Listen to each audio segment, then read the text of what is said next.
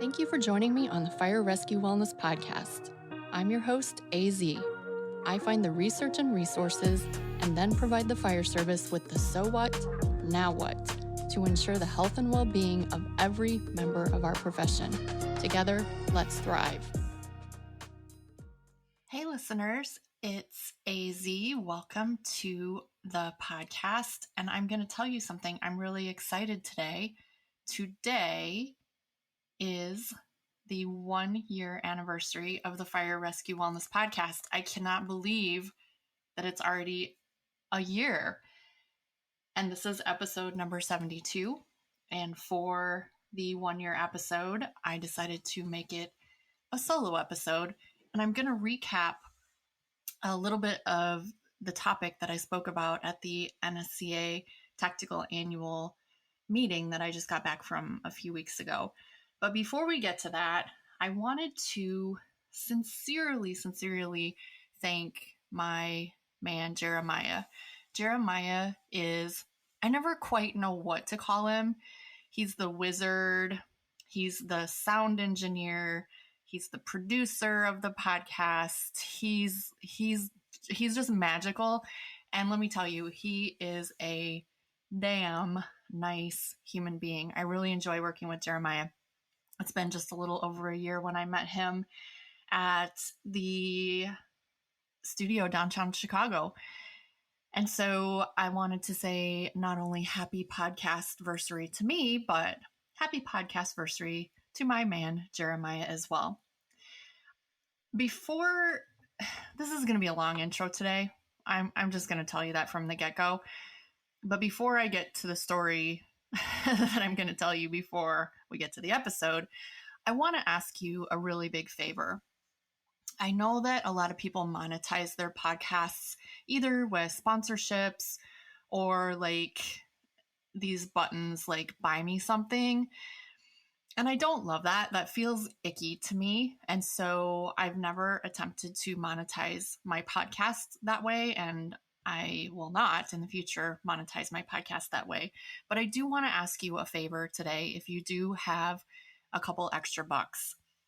My man Jeremiah last weekend was involved in an event where a car where he had a lot of his sound equipment, his hard drives and things like that. This car was stolen, and eventually they did find the car, but everything inside all of Jeremiah and his friends' belongings, of course, had been pilfered. And so, he had a good amount of money invested in that equipment that he's now going to have to replace. And so I'm going to put a link in the show notes. There's a GoFundMe for Jeremiah and his friends. And so if you've ever thought, like, how could I support AZ? This is what I'm going to ask you to do. Please just, if you have $1 or $5 or $10, if you wouldn't mind donating to the GoFundMe for Jeremiah, that would actually mean the world to me. I'd really appreciate it. So with that said, I wanted to give you a little bit of a life update. As most of you probably know already, I moved out of my home that I've lived in almost 20 years. I'm in a rental townhome, and I'm going to this commercial gym, which is, it's not great. I don't love it, but I have been able to make myself go by making myself a shit sandwich. And so the shit sandwich goes like this. I walk to the gym, which I enjoy tremendously. I go to the gym, which I despise because of all the weirdness that goes on there. And then I walk home. So it's, good, bad, good. There's the shit sandwich. And in my walks to the gym, I've had the opportunity to meet a few, well, let's be honest, dogs, okay? I don't want to meet humans. I want to meet dogs. But when you meet the dogs, sometimes you meet the humans. And so I did meet a really nice dog named Lila. And her owner, Vince, is a very nice man. So I've run into him, I don't know, a handful of times, 5 or 6 times. And I just ran into them last night. And then I ran into them this morning when I was on the way to the gym. So I stopped to chat a little bit. Vince was telling me a funny story. He had actually just rescued a lost dog. Lila had alerted him that there was a dog in the trees, and he was able to grab it. And then eventually I think they scanned it for the chip and found the owner, which was great. And so while Vince was telling the story, Lila started to alert again. She was, her ears up, nose pointed, and she started to bark. And we looked, and there's this little tiny Yorkie running down the middle of the street. No owner chasing it. I could tell, from even the distance, it didn't have a collar on. So Vince and I decided we needed to catch this dog. Now, I had a knee replacement in June. So here's me with the knee replacement, and Vince is on a scooter with Lila in tow. So we began chasing this dog, and of course, it runs away from us. Vince stops me. He's like, hey, I have treats, take these treats. So I ran after this dog. I got it to take a treat out of my hand. And then when I went to grab it, it tried to bite me. Now, it's only a Yorkie. I get it. But also, I don't want to get bit by a dog. But I have a threshold. And the threshold is don't bite me. And so, although I had a hold of it for a second, it wiggled away because I was scared I was going to get bit. So then the dog takes off again. I'm chasing the dog again, get the dog slowed down. Dog takes a treat again. And just then this car starts driving by. So the dog is very close to me. I try to grab it. It doesn't, it slips my grasp, goes running into the middle of the street. So now I'm running into the middle of the street trying to stop this SUV. Screeching tires ensued. The dog did not get hit, luckily. And the poor lady's rolling down her window, sobbing, please tell me I didn't hit the dog. I'm like, no, you're fine, you're fine. Also, this isn't my dog. I didn't want her to think I was an irresponsible dog owner. This isn't my dog.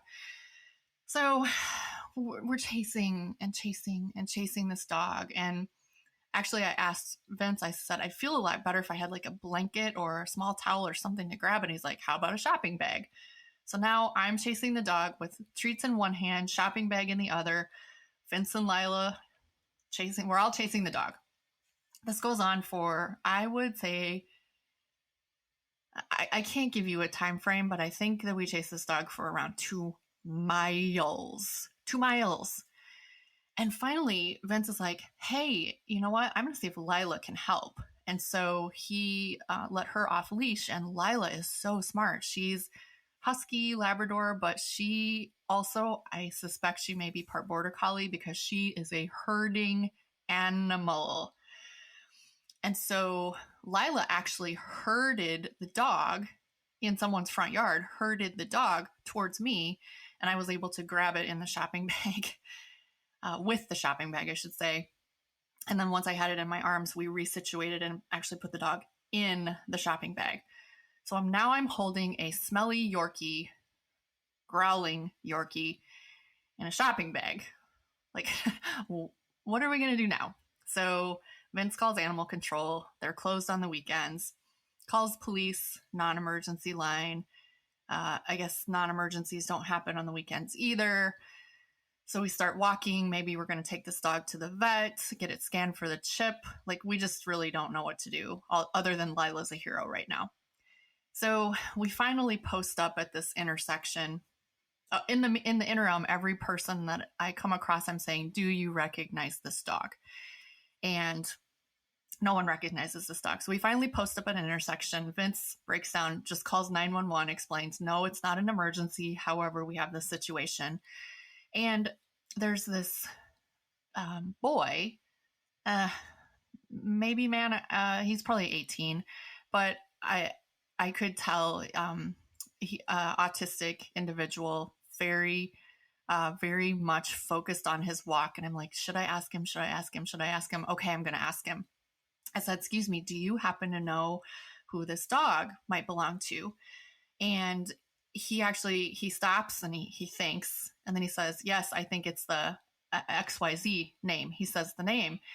And, do you want, here, I can give you a map. Do you want me to get my mom? I was like, no, that's okay. The police are already coming. We'll let them know that you think the dog belongs to XYZ family.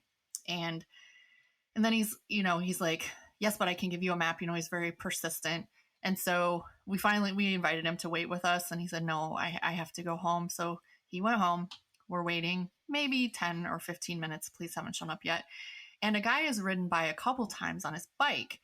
And at this point, my arm is getting tired from holding this like isometric bicep curl of the Yorkie in the shopping bag. And so I hand the dog to Vince, and the guy rides by again. And he goes, "Is that Lucy?" And we're like, we don't know. Is it Lucy? He comes over and he's like, "Oh my gosh, this is my dog. I've been looking for her." Now I'm suspicious. I'm suspicious because it just doesn't feel right, you know?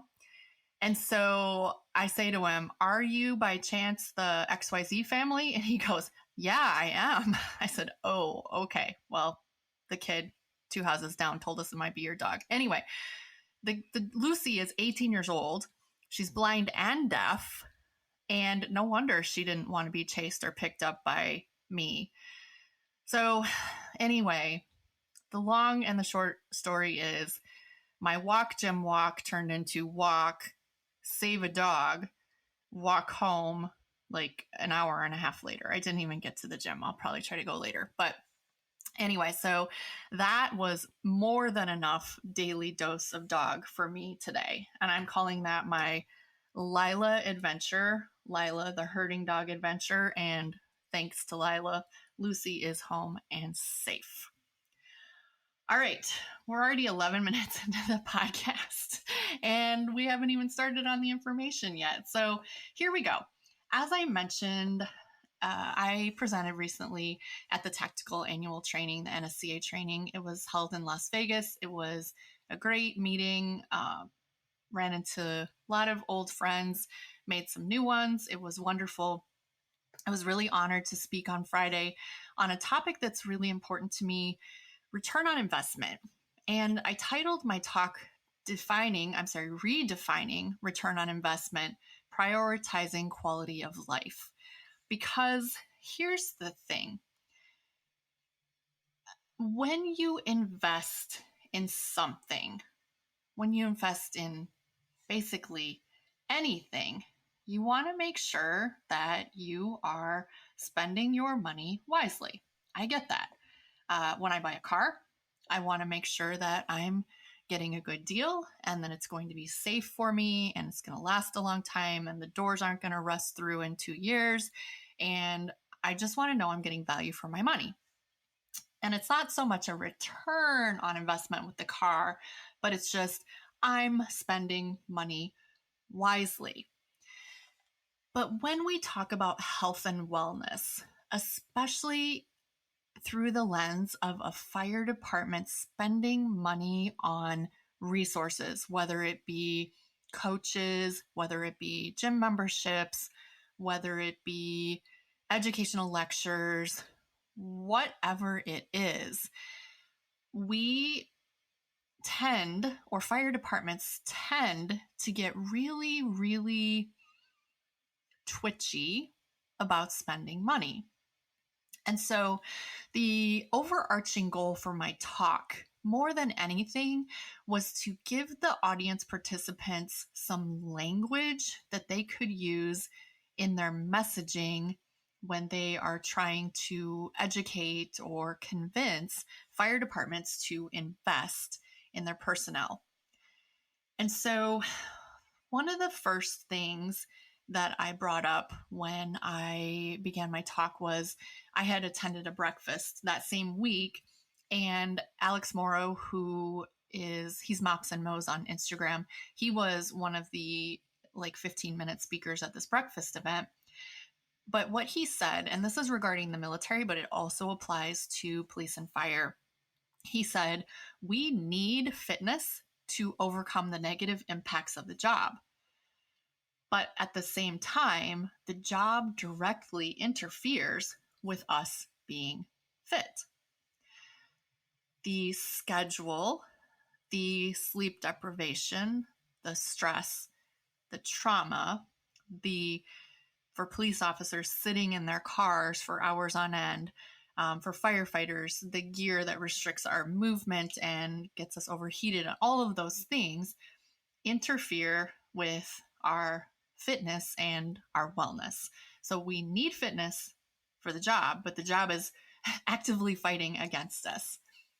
And so The other thing that I shared was this non-monetary return on investment matters to me a lot because I like to remind people that although I am a biochemist by degree and a strength and conditioning coach and a nutritionist by credential and a firefighter by trade, the reason I'm a business owner is because I found what really broke my heart. And through what broke my heart, I found my purpose. And my purpose is to take care of firefighters. Because when you think about it, we take a young man or woman, a civilian, they raise their right hand, they promise to protect and serve lives and property, and they spend their entire career taking care of other people while not taking the best care of themselves. They put everyone but themselves first. No one, including them, is really taking care of the firefighter. And as you probably know, if you've been listening to this podcast for any amount of time, there's 4 main ways that we are losing our firefighters. Cardiovascular disease complications, so heart attack and stroke and other complications of cardiovascular disease. We're losing them through cancer. We're losing them through suicide, and we're losing them through, I guess we would call it industrial accidents. So whether it's motor vehicle accidents on the job or things such as falling off a roof or something of that nature, those are the 4 ways that we're losing firefighters.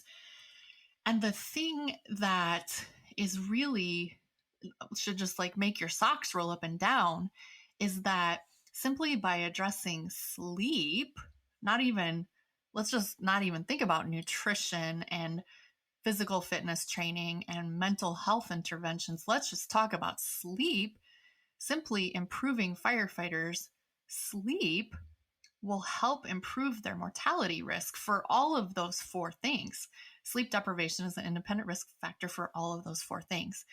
And so simply providing education and support on sleep as somewhere to start would be a tremendous help.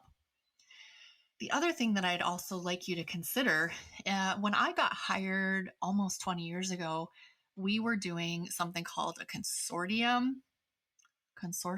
I think it's called a consortium. And more or less, departments got together, whether it was 3 or 6 or 12 departments, they all got together and they had a test together. They administered the same test, and then those results went to all of the departments for them to create their hiring lists.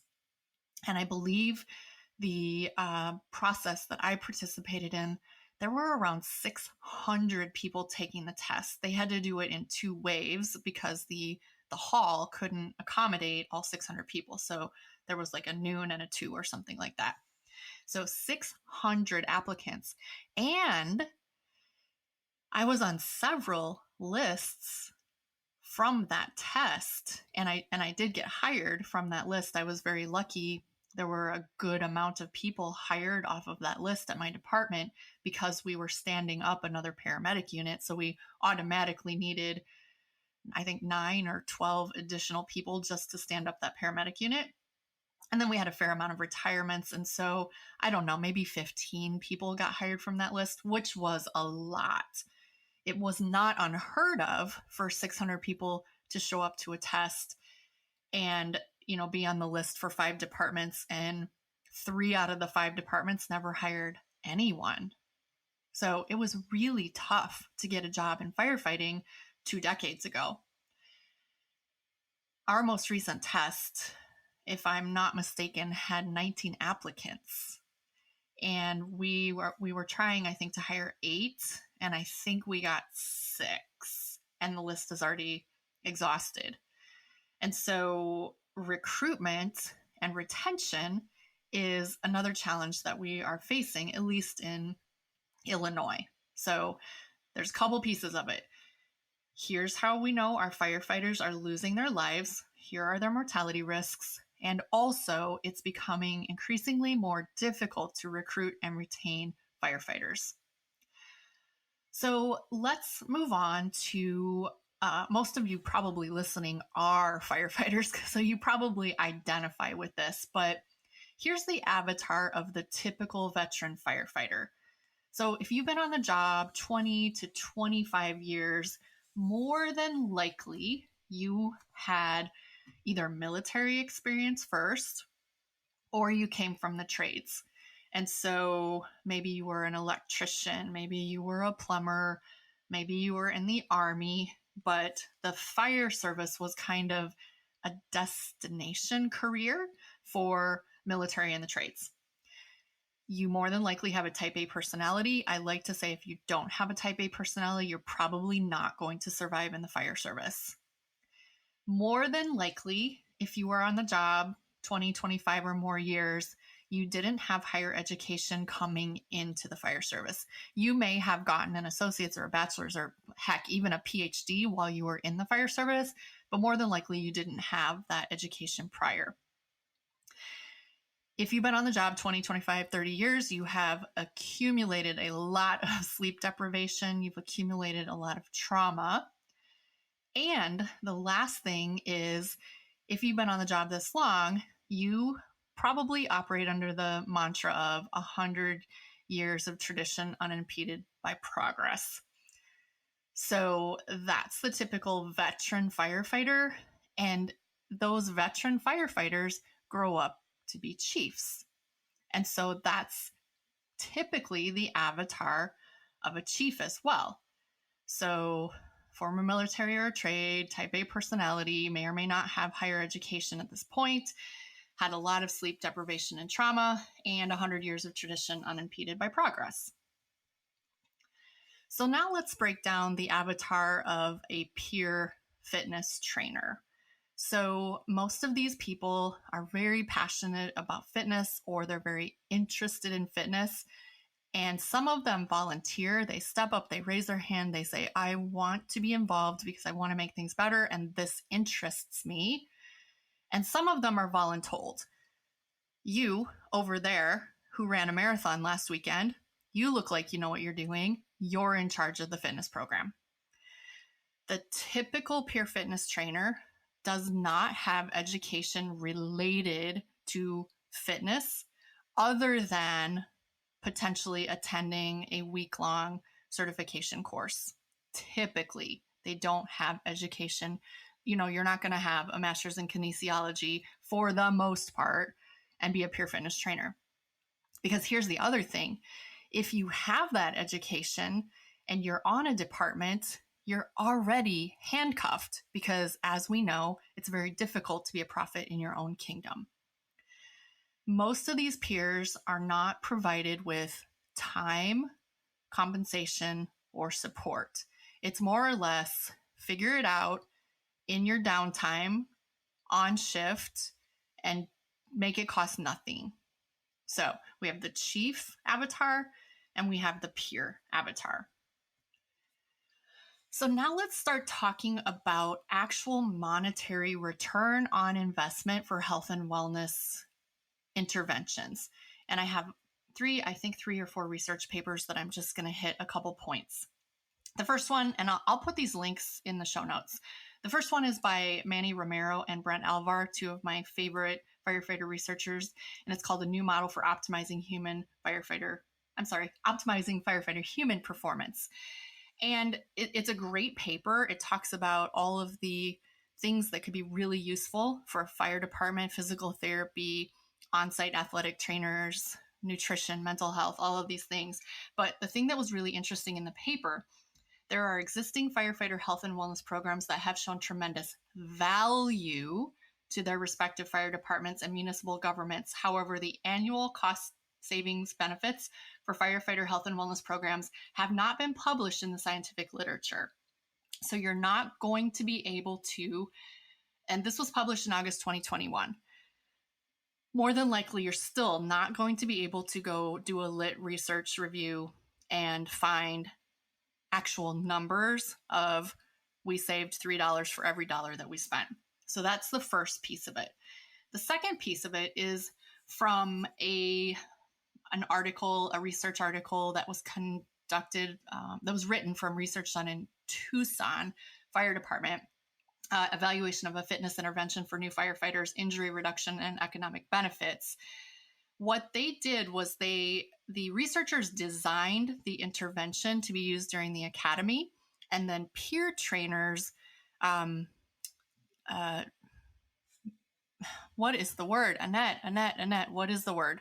Peer trainers supervised the intervention. So while the candidates were in the academy and while they were on probation, they basically had a peer fitness trainer supervisor. And what they found was that it saved them about $33,000 in workers' comp claims as compared to academy classes that didn't have these peer fitness trainer supervisors. And it cost them about $32,000 to do the program between paying the peer trainers off duty and whatever expenses. So it was a gain of 2.4%. Not huge. It's not a 2.4 to 1 return on investment. It's simply a savings of 2.4% by having some supervision. So that's interesting. Then I talked briefly about how San Antonio Fire brought in an athletic trainer, and they realized tremendous return on investments of between 6 and 10 to 1 with simply having an embedded athletic trainer. And then I talked about how previous podcast guest Maura Shea was able to show a tremendous monetary return on investment by having an embedded athletic trainer in various Indiana fire departments. So there is some data that says, okay, just giving these people some supervision saves us a percentage. There is some data that says having an athletic trainer gives us a X to 1 return on investment. And that's great. So now let's go outside the fire department. Let's go to Johnson & Johnson. And this is an article from 2011. Recent experience in health promotion at Johnson & Johnson, lower health spending, strong return on investment. One of the things that I took from this article was this. By our calculations, Johnson & Johnson is delivering a positive ROI estimated at between 1.88 to 3.92 for every dollar spent. So somewhere between a little less than 2, almost to 4 for every dollar they spent.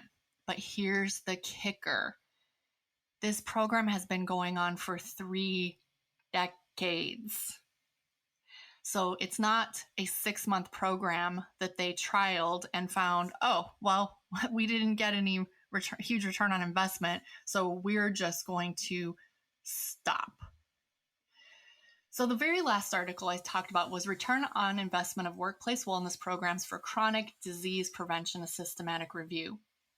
And within this, it showed that several studies provide evidence that workplace wellness programs can be cost effective, meaning they don't save money, but they improve health at a price that is considered a good value for the money. Ah, there it is. Why in the fire service are we so concerned on these huge returns on investment when really maybe we should be more concerned about, is it cost effective and is it a good value? So shift your thinking a little bit from return on investment to cost effectiveness. I spent some time with Joe Listman, previous podcast guest, talking to him about maintenance and vehicles and why we take care of them the way that we do. And so we, 18 months ago, took possession of a brand new Pierce ladder truck, $1.4 million, which the Pierce mechanic was out there the day that I was out talking to Joe. And he indicated that it was well over $2 million to replace that same rig now. So Joe, being a great mechanic, makes sure that we do everything we possibly can to take care of this vehicle.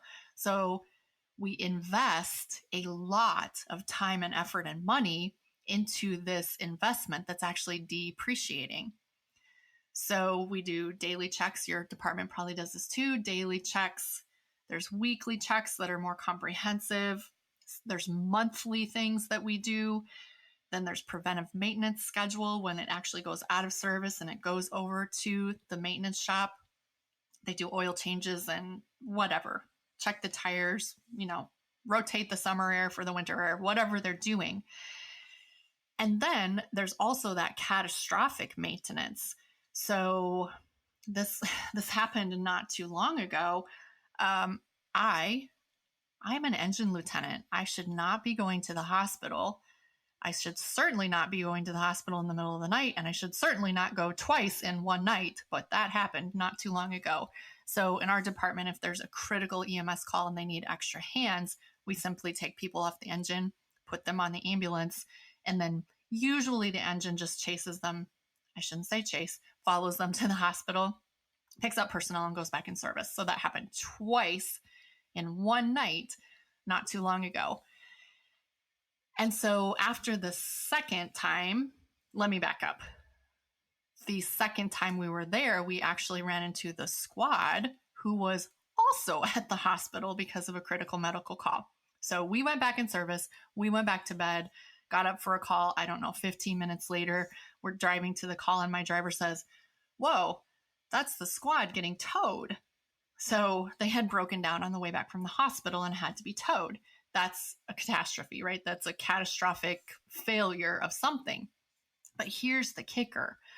We're not going to look at our daily, weekly, monthly, and preventative maintenance and say, this shit doesn't work. We're not going to do it anymore because the squad broke down anyway. But yet we do that with our humans. We institute a workout policy at a department somewhere, and someone twists their ankle jumping rope, and all of a sudden, this wellness, fitness, this doesn't work. We're not doing it anymore. I think we're thinking about it wrong. So I went into actually, I started to break down some of the numbers, and we won't dig into the numbers too deep because I can see I've already been talking for 30 minutes, but let's now talk about a human.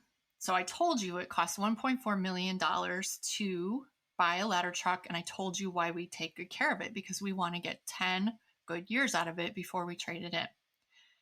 If you keep it too much longer, you're not going to get a good trade-in value. So that's our program. We get the best years of its life, and then we trade it in, and it still holds some value for a trade-in.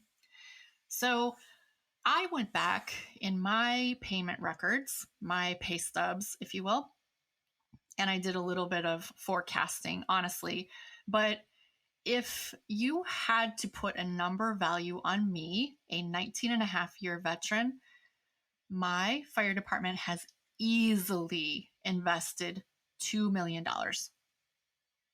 So more than the price of a ladder truck, easily $2 million. And arguably, I'm irreplaceable because I'm a human. And yes, you could put another human in my seat, but there's 19 and a half years of experience that just went poof. You can't get it back. So if I go out on a catastrophic injury because I didn't know how to take care of myself, I wasn't maintaining myself, that's a huge loss. And so what is the maintenance schedule for a human, which is an appreciating investment? Because at some point, you start to know enough that you're more valuable. You are able to work independently without so much supervision. So in other words, at some point in my career, my officer was not going to send me around the back by myself. he was going to go with me. We were going to do that job together. But at some point in my career, the light bulb comes on and my officer says, this one understands what they're doing well enough that I can give them that task alone. And then as I got better and better in my career and became an officer, I was able to train other people. So I and every other firefighter, to some extent, is an appreciating investment. Now, at some point, we get old, we get decrepit, we get crabby, and our value potentially starts to decline a little bit. But humans are an appreciating investment. What are we investing in their maintenance? And I would say at the majority of departments, there is no daily. They may allow you to do physical fitness on duty, but you have to do it in your free time when nothing else is going on. Good luck. There's really nothing, there's no weekly maintenance, no monthly maintenance. And by monthly, I would say maybe education, preventative maintenance, maybe. A lot of departments do medical physicals. And so that to me would be preventative maintenance. And then the catastrophes, the catastrophic events, they are likely and they are costly. Our personnel are our most valuable asset. Many departments say that, but they don't follow through with what it takes to take care of those investments. So here's a little plot twist. Does your department go on CO no illness calls?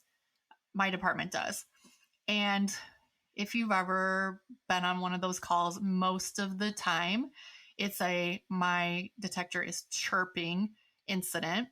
And if they would take down the detector and read the little chart on the back, they would see 1 beep every minute, or a chirp is low battery, 5 beeps every minute, end of life, 4 beeps and a pause, actual emergency.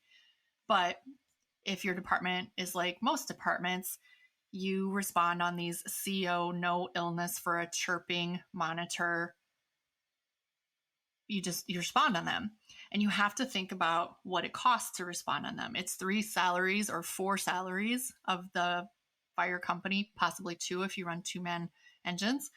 There's the fuel costs, there's the wear and tear, there's the risk of an accident while you're out on the road, and you can't quantify that, but just every time you go out on the road, there's a risk of the accident.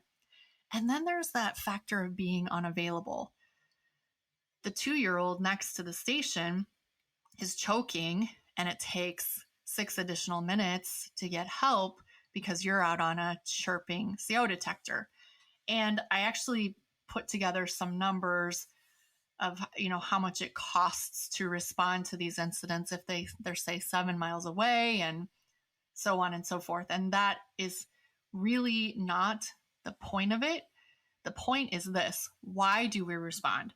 Why do we respond to a chirping CO detector when no one has a headache, no one's throwing up? Why do we do that?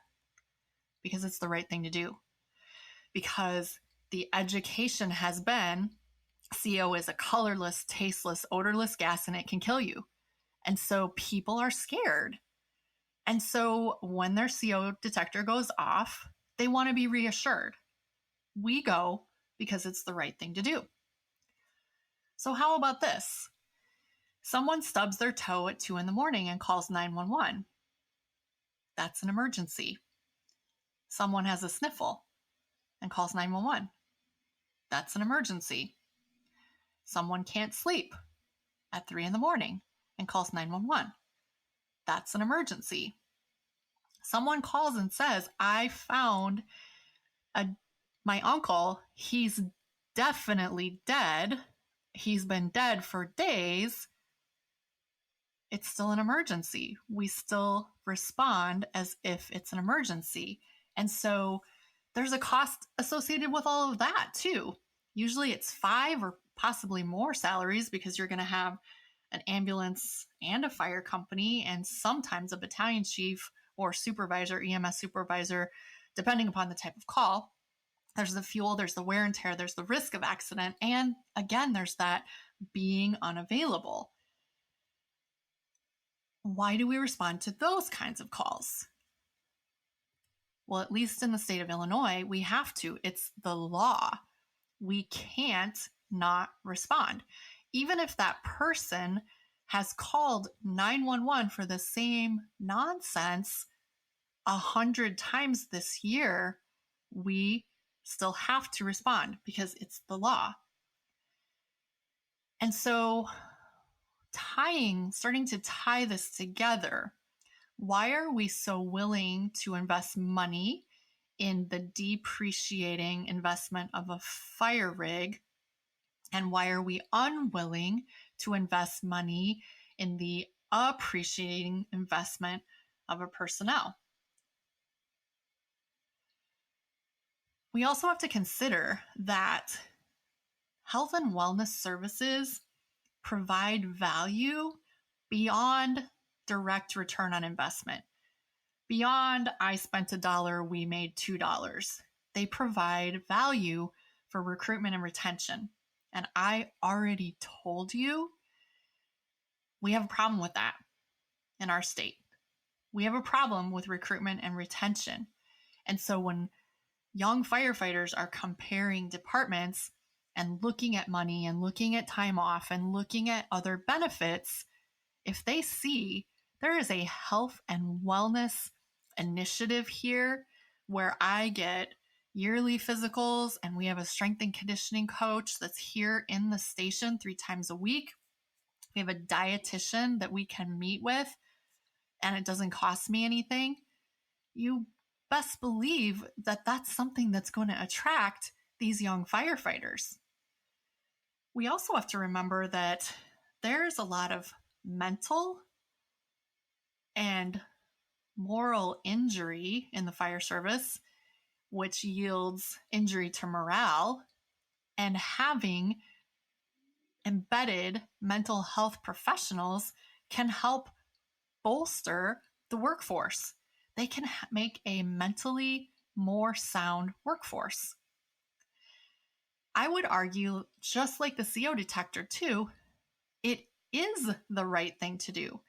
If we're going to do the right thing for our public without questioning it, why are we not willing to do the right thing for our personnel without questioning it? And then finally, much like responding to the EMS calls, which is a law, we have to, taking care of these men and women who take care of others, in my opinion, it should be a law. And you can go back to things like, say, the Triangle Shirtwaist Fire of 1911, where women and children died because doors were blocked and locked. And that actually changed code so that an event like that wouldn't happen again. We have a residential step height code in the building code. You can't make your steps 2 feet high. You're not allowed to. There's a reason for it. It's not safe. Building code requires GFI outlets near sinks, in bathrooms and kitchens. It requires that you cannot put grills on wooden decks. Like, these are laws and codes that are made to help save people's lives. Heck, seatbelts. Seatbelt is a law to help save people's lives. So why aren't we making laws? If no one's going to do it willingly, why aren't we making laws that says we have to? I'm going to start winding down here, but here's the thing. The devil is in the details. And although some fire agencies do recognize the need for health and wellness interventions, they sometimes miss the mark with implementation due to their perceived lack of funding, lack of expertise, the whole DIY method, or lack of cultural support. And recently, I noted that the Buffalo Police Department, I was on LinkedIn snooping around, and someone had posted that the Buffalo Police Department had hired a full-time wellness coordinator, which is amazing. And so I looked I dug a little bit deeper and I looked, and they actually took an officer offline and made him the wellness coordinator. And this is from the article. Officer Matt Cross, who has been with the department for 5 years, will be taking over this role. He serves as the leader for the Buffalo Police Peer Support Team, which consists of 21 volunteers. I think this is fantastic, but this is my question. Why did they not hire a human performance specialist rather than filling the position with a police officer? Now, I admit, I do not know this individual's background. He very well may be a dietitian. He very well may be a strength and conditioning coach or a psychologist. He may, but also revisit that whole "it's difficult to be a prophet in your own kingdom" thought. So I reached back out on LinkedIn, and I just said, I'm curious as to why this position was filled by a police officer, not a human performance specialist like a strength coach, a dietitian, mental health professional, athletic trainer, or physical therapist. No one really had an answer for me. But in preparing for my talk, I did a little search of salaries.